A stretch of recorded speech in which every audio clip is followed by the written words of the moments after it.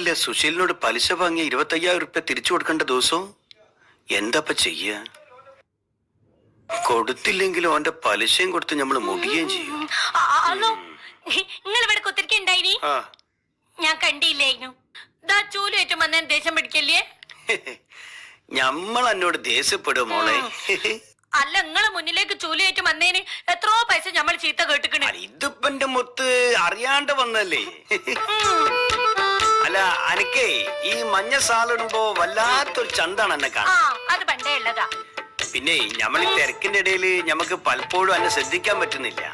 കുഴപ്പമൊന്നുമില്ലല്ലോ അല്ലേ? എന്താണ് ഒരു പ്രത്യേക സ്നേഹം? ഏയ്, ഒന്നുമില്ല. സുന്ദരിയും സുശീലയും. സുശീലോ? സുശീലനല്ല, സുശീല. പിന്നെ സുന്ദരിയും സുശീലയും ബുദ്ധിമതിയൊക്കെ ആയ ഭാര്യനോട് ഭർത്താവിന് സ്നേഹം തോന്നുന്നത് സ്വാഭാവികല്ലേ? സംഭവം സത്യാണെങ്കിലും നിങ്ങൾ